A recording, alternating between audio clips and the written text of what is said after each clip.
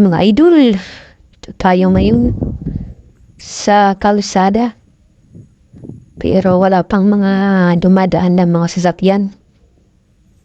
Kasi nga, ginagawa pa lang ito. Bali, hindi pa ito simentado lahat. Kasalukuyan natin, binabagtas natin yan yung itong kalsada. Pupuntahan natin kung hanggang saan na yung naabot ng simento nito.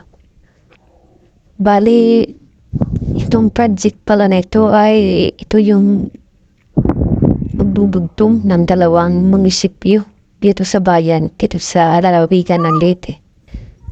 Bali, pagdudugtungin ito yung bayan ng Mahaplag at saka Hilongos. Kasi sa kasalukuyan, yung papunta dun sa Hilongos, bali, iikot ka pa. Pwedeng via Baybay, saka pwedeng via Sogod, na kung saan ay medyo maraming oras pa yung kakainin bago ka makaabot doon. Whereas kung matapos na itong project na ito, ay napapadali yung biyahe kasi direkta na ito. Bali, kumbaga sa isang bilog, sa gitna kadadaan. Di tulad na sa kasalukuyan na iikot pa. So, malaking tulong ito. Hindi lang sa pagpapadali ng biyahe, kundi pati na rin sa ating mga kababayan na magsasaka na nakatira dito sa taas na mga barangay. Pag matapos ito, mapapadali na rin yung kanilang paghahatid ng kanilang mga produktong agrikultura para may binta doon sa bayan na mapakinabangan na rin nila para sa kanilang kabuhayan. So ito idol, so kasalukuyan pa rin nating nilalakad. Medyo mahaba-haba na ito. Konting na lang ito. Konting kimbot na lang. Tatapos na rin itong paggawa ng kalsada. Na isang malaking tulong para sa ating mga mamamayan na dito nakatira sa lugar na ito. Medyo mainit, mga idol. Hindi tayo nakapagdala ng payong. Talagang nilakan lang natin para makita natin kung hanggang saan na yung simentadong bahagi ng project na ito na kalsada. Akin na rin ito para diretso ehersisyo. Dahil sigurado pagpapawisan tayo nito. Sa ngayon medyo pababa pa yung lalakad natin. Pero mamaya pabalik, paakyat na ito. Ito idol, lakad lang tayo ng lakad hanggang marating natin yung dulo ng sementadong bahagi nito.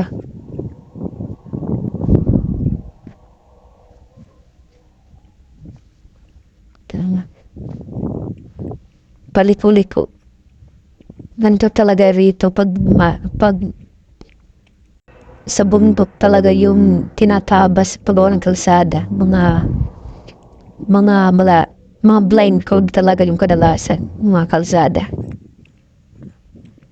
Kasi nga sa tuktok ng bundok mismo, yung tinabas ng mga bulldozer para gawing kalsada. Paliko-liko yung mga daan, kagaya nito yung binabagtas natin ngayon. Kaya sa mga motorista, pag matapos ito, dahan-dahan lang sa biyahe para iwas disgrasya. Ito na idol, tumatagaktak na yung pawis ko sa kalulatan. Kasi na mainit.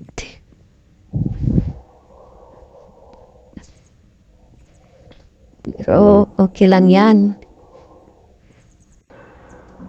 Talagang trabaho natin. Tingnan. Hanggang saan na yung naabot ng sementadong bahagi. Bali, ako lang pala mag-isa. Kasi yung mga kasama ko, ayaw sumama kasi mainit daw. Kaya ako na lang. Saka, kailangan din natin ipaalam sa baba kung saan na naabot yung simentadong bahagi. Dahil hinihingi din nila kung hanggang saan bahagi o parte ang naabot ng simento. Ito. Pupuntahan talaga natin sa ayaw at sa gusto kasi kailangan dun sa baba. Ito na idol. Lakad lang ng lakad. Matatapos dito doon. May kita din natin sa dulo. Maabog din natin yan. Pero mas maganda sana kung matapos na ito para mapakinabangan ng mga motorista at saka mga mamayan.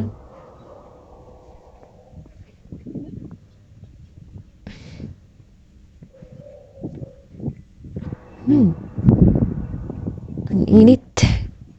Ang init na talaga. Pero malapit na idol, nakita na natin. Dulo siguro ito ang simento. Parang malapit na nakita ko na yung ano. Ito na. Ay, dun pa pala sa unahan. Kala ko dun na. Dito na.